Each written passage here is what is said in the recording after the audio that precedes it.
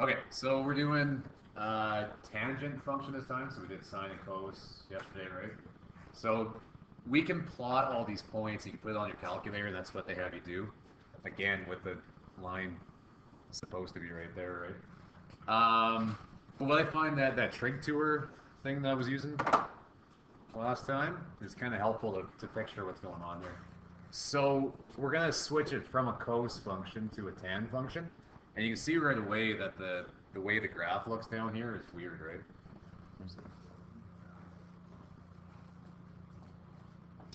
So just kind of follow along with me here. What's happening, right? So remember what tan is, right? Tan is sine over cos, right?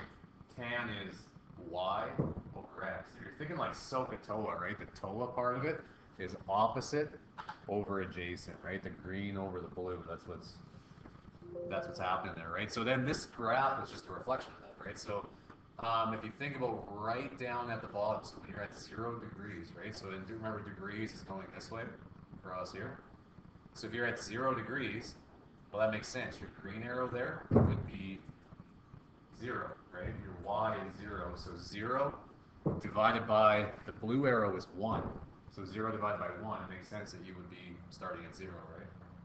And then as you start to go around this thing, right? So now we're up to, let's say 45 degrees. I'll turn on special angles there. So 45 degrees is right there.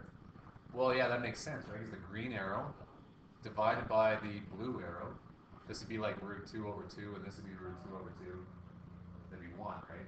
Which really means that the green arrow and the blue arrow are the same length, right? The x and the y are the same length.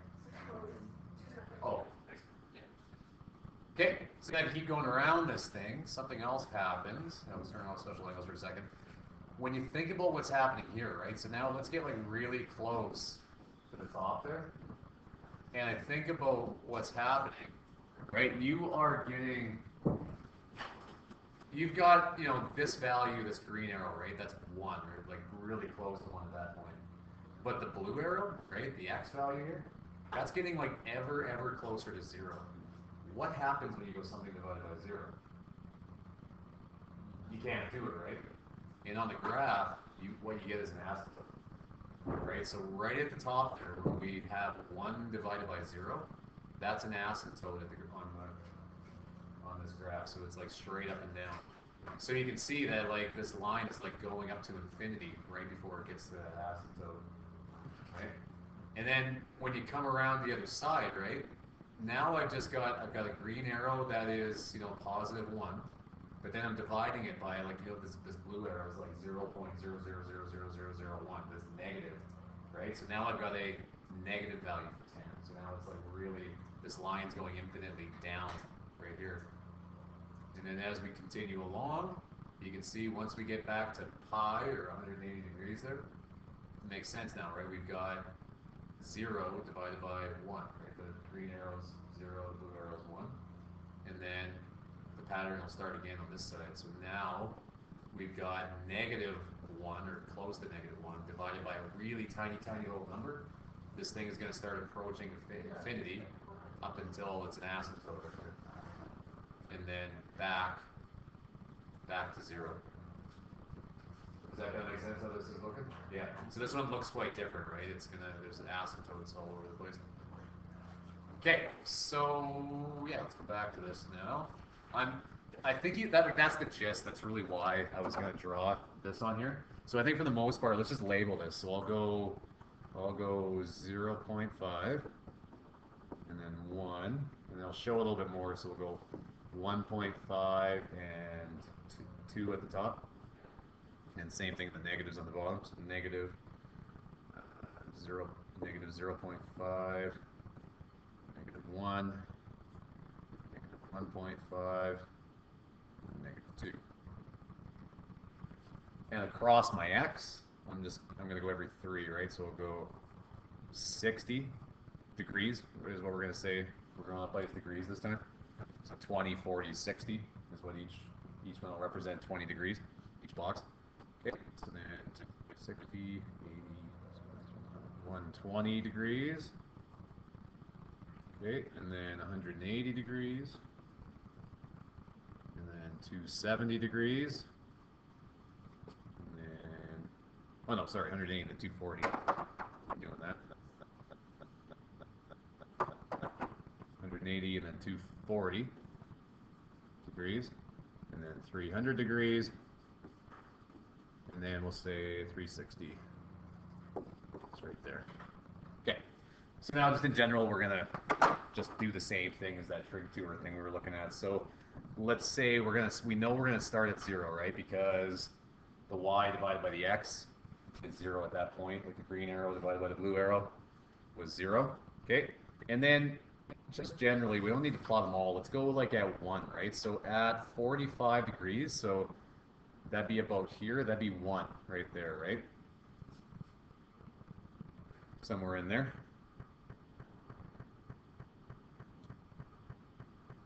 Okay, and then it's going to happen at 90 degrees, right? That we should have an asymptote on this graph. And we could, like I said, we could throw in all the points, but that's probably good enough. We know this thing is going to go up like this, and then start approaching infinity at that point.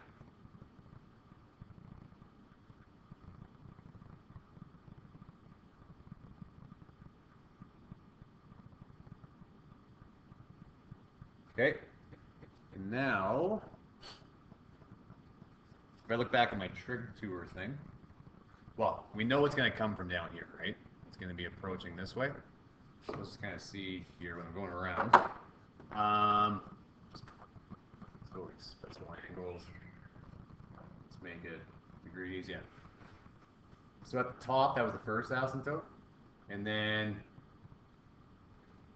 the points we were making here, right? So at 135 degrees, that's like the other side of 45 there, so 135. Again, we should be expecting that it's -1, right? When we're doing this. So at 135, so at 135, so somewhere like that, that's going to be -1. So kind of in there. And then 180 would be 0. So it's going to be going, you know, something like this. And then it does like a little squiggle. It does like a little S thing, right? So you can see that when you look at the trig tour too, right? It makes like a little S type of a shape up. Goes like curves this way and then like comes back again. Okay, so that's what we got going on too. And then at 270, we should be expecting another asymptote. So right there, that's probably good enough. We can just make that like that, and then the pattern would continue, right? And then it would come from the bottom. It would go up through 360, and then go that way. And yeah, that's generally the way our tan function is going to look. So let's just write a few things down. So the x-intercepts here are going to happen at, well, they're going to happen at 0, 180, 360, right? Everywhere that coasts is going to be 0, right? So that's going to happen, even write that down, everywhere that cos theta is equal to 0. Everywhere that your x is equal to 0, right? When you're looking at the points there. Okay, so the y-intercept, where is that going to happen? Well, there shouldn't be a y-intercept on just the on that one. Well, sorry. Oh no, there should be. It's going to happen at 0, right?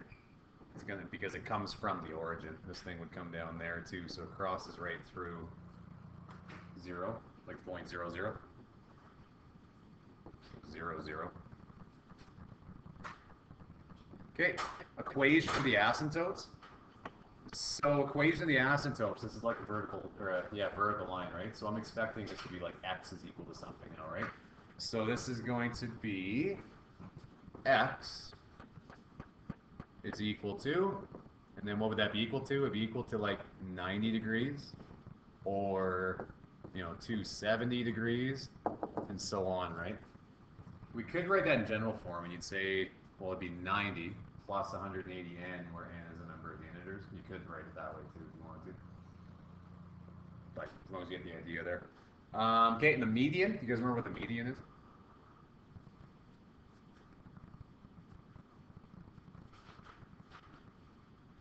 word median in like statistics means the middle one. Yeah, middle number in statistics it means middle number. So it is really the line, like right the horizontal line that this whole thing is going around, and yeah, that's going around still the x-axis, right? So our middle line is going to be y is equal to 0.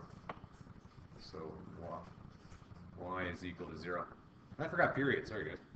What's the period of this graph? It does, but the period means like when does it repeat itself? So when does the pattern repeat again? Like how far this way until the pattern repeats itself again?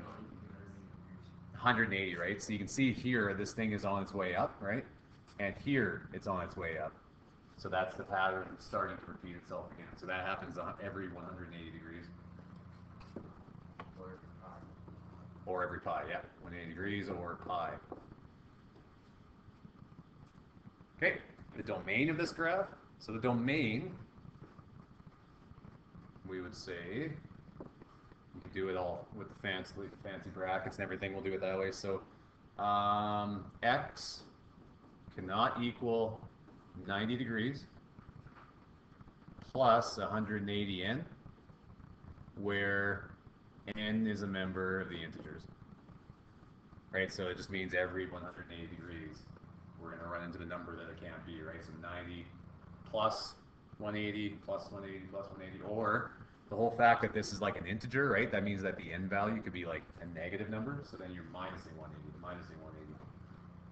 Just, one thing I want to kind of remind you guys too, another way that we could have written this, because I don't really show it sometimes in a textbook or like a diploma when they might do it. This could be written like this. It could say x is equal to 90 degrees, and then it might say plus or minus 180n, and then where n is a member of the whole numbers. That really means the same thing, right? This is saying plus or minus 180, right? And then whole numbers, those are going to be like your 1, 2, 3, like 0, 1, 2, 3, all the way up, right? That means the same thing, because when I said integers, that just also included negative numbers. So the negative numbers is where you would subtract, right? If this was negative 1, then it'd be like the same thing as 90 minus 180. So they mean the same thing. Just so that you're not confused when you see the way that's written, they mean the same. Yeah, okay. Okay, and then the range of this thing. So the range is going to be, well, anything, right? That was a terrible bracket, but we'll run with it. Y is a member of the real numbers.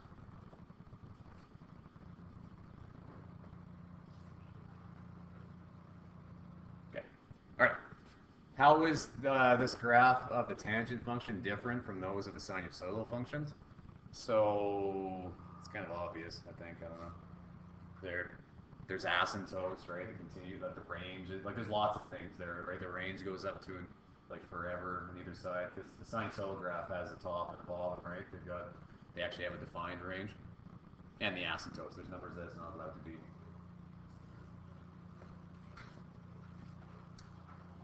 Okay. All right. So now this one. This is the problem with this question is just like I don't know. I don't deal with sundials that often. It's hard to get a picture of like the way a sundial works.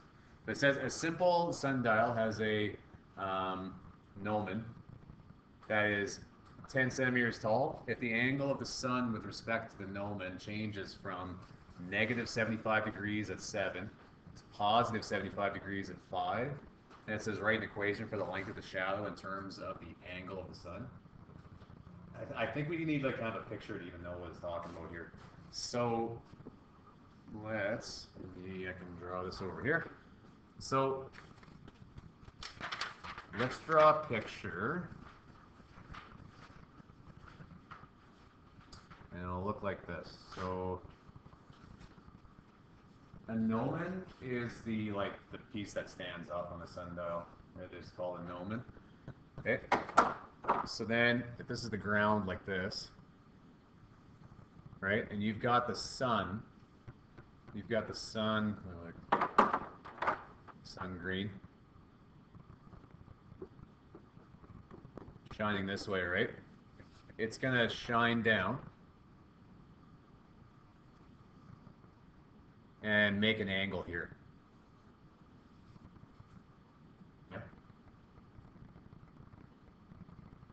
And then as the day changes, you can kind of see that the shadow, right, this side of it, is going to be changing lengths, right? So that part will be changing lengths there. And eventually, there'll be different points of this. The sun would be right overhead, right, where there's going to be no angle. You have 0 degrees, right? That's where, that's going to happen probably at 12 o'clock, right, where there's going to be 0 degrees. And then the sun would be over here, and then it'd be shining that way. So this is why we're going from, negative. I kind of drew this backwards where I made this side my negative and this side my positive angle, but it won't really matter, right? Like either one, however you do it. But then you have an angle on this side, right, when it starts going that way. So you could say, like, at 7, maybe we'll call this negative 75 degrees right now. And then this would be 75 degrees on that side, right? So your shadow is going from negative 75 to 75. Does that kind of make sense, the way this thing's working? Okay. All right, so I'm just going to ignore this side of the triangle for a minute, just so we just can look at one triangle. All right, and I'm also going to label this y and this x.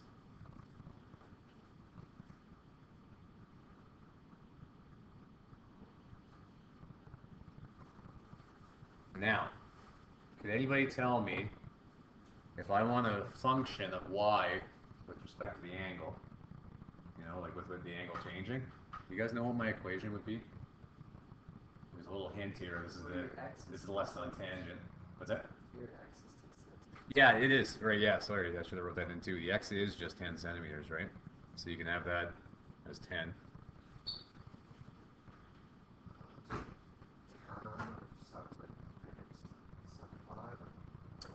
It's not going to be 75 just because we're doing like just a general equation. It'll just be theta. It'll just have like the symbol theta in there for the angle.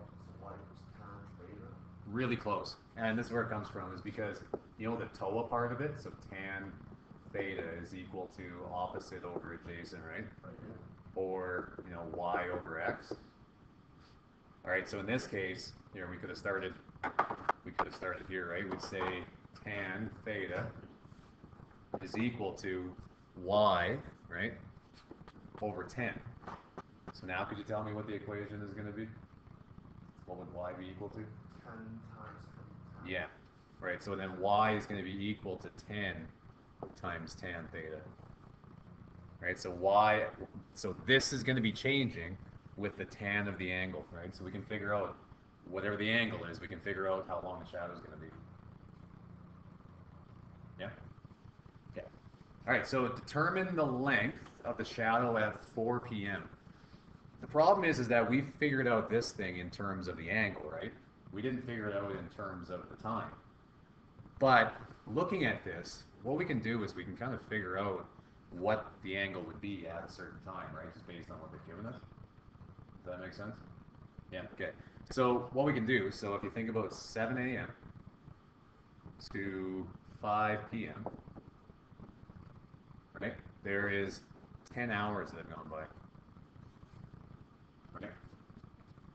And negative 75 degrees to 75 degrees is 150 degrees.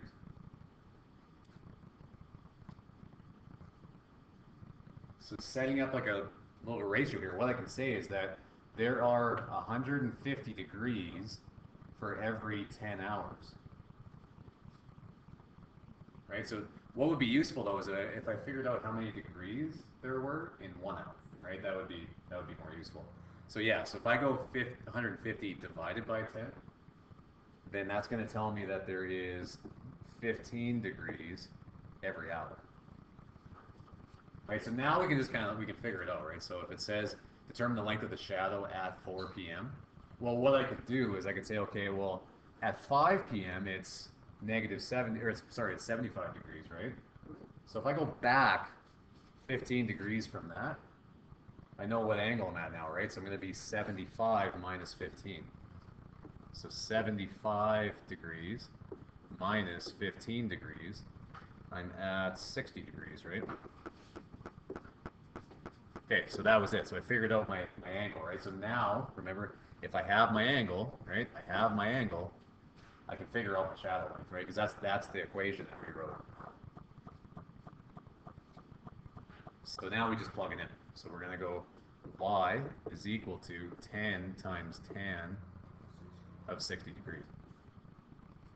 I'm really running out of room here. Y is equal to 17.3 centimeters.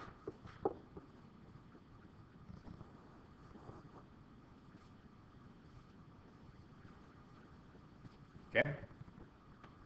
At what times will the shadow be 10 centimeters long? We gotta work backwards, right? So what we're gonna do is I'm gonna say, so the original equation was y is equal to 10 tan theta. Okay. And we're gonna have to solve for theta when the shadow is 10, right? So I'm gonna throw 10 in for my y. So 10 is equal to 10 tan theta. I'm going to divide both sides by 10. So we've got 1 is equal to tan theta.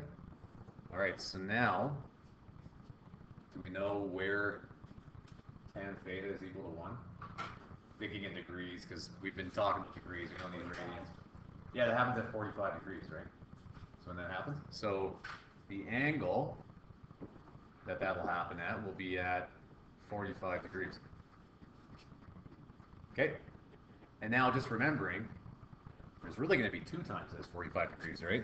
There's going to be, like, you know, on this one, it'd be 45 degrees on this side, right? But it's also going to be 45 degrees on that side. So there's going to be 2 times that we're expecting here. Yeah.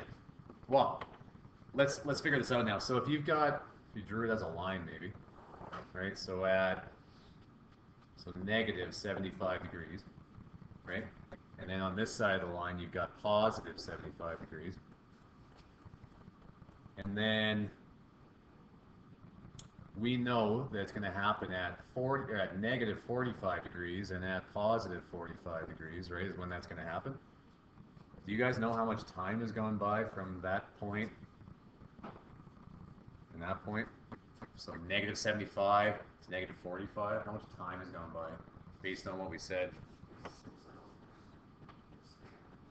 So we said it goes 15 degrees an hour, right? So if I went from 75 to 45, right? How many degrees is that? 30 degrees. How many hours has gone by? 2. There's been 2 hours gone by. Same on this one, right? There'd be 2 hours go by. So now you can kind of piece it together, right? We started at 7 a.m. So what time would it be then for the first one? 7 plus 2 hours is going to be 9 a.m.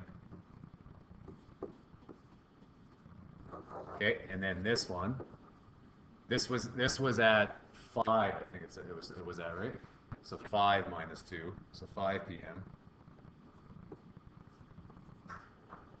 minus 2 hours is equal to 3 p.m.